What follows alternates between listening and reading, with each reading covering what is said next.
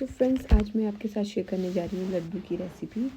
ये लड्डू आपको during pregnancy और आफ्टर प्रेगनेंसी काम आते हैं। और वैसे तो इसको हर कोई खा सकता है, लेकिन अगर जैसे ड्यूरिंग प्रेगनेंसी और आफ्टर प्रेगनेंसी आपको बहुत ज़्यादा ज़रूरत होती है इन सब चीज़ों की, तो आप ये बना सकते हो। तो चलिए शुरू करते हैं। इसके लिए क्या क्या इंग्रेडिएंट लगते हैं, तो जैसे कि वीडियो में दिख भी रहा है, सबसे पहले मैंने लिए हैं मखाने।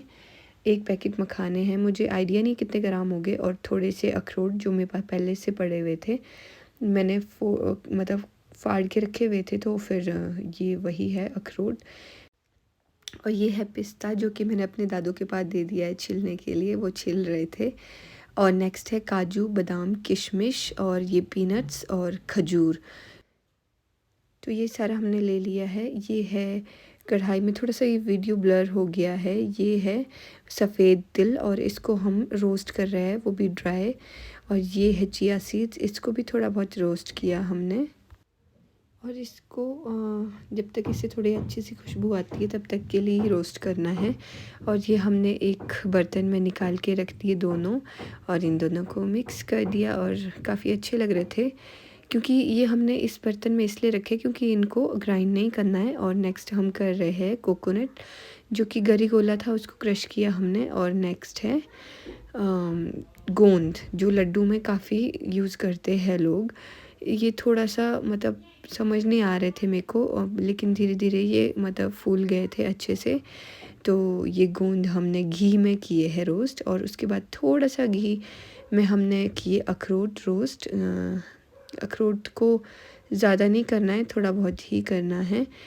और नेक्स्ट है मखाने, इनको भी हमने घी में ही रोस्ट करना है, और जब तक ये थोड़े क्रिस्पी हो जाते हैं तब तक। और नेक्स्ट है पीनट्स, काजू और बादाम, और थोड़ा बहुत इसमें किशमिश भी मिक्स हो गए थे, तो कोई बात नहीं। चाहो तो आप किशमिश इसके साथ ही रोस्ट कर सकते हो, या फिर अलग से करोगे तो ज़्यादा अच्छा रहेगा। तो कुछ तो इसमें हो गए थे रोस्ट, और कुछ हमने अलग से किए। तो ये सब हमने मिक्सी में डाल के इसको दरदरा पीसना है। अगर हम इसको ज़्यादा पीसेंगे तो लड्डू अच्छे नहीं लगते, हमने इसको दरदरा ही पीसना है, मतलब मोटा मोटा ही रखना है। तो ये सब करके मैंने मिक्सी में पीस दिया था, जो कि दिख रहा है आपको। अलग अलग मैंने सब दिखाया है कि जो मैंने पीसा है मिक्सी में। तो इन सब को एक बर्तन में मैंने डाल दिया था, जिसमें मैंने पहले सीड्स डाले थे, उसी में ही मैंने ये सारी चीज़ें डाली है। थोड़ा सा खजूर पीसना थोड़ा टफ़ हो जाता है, लेकिन मतलब धीरे धीरे वो भी हो गया था, या फिर आप उसको कट भी कर सकते हो। और बाकी सब तो अच्छे से मिक्सी में पीस ही गया था। तो अब हमने इसको अच्छे से मिक्स कर लिया है।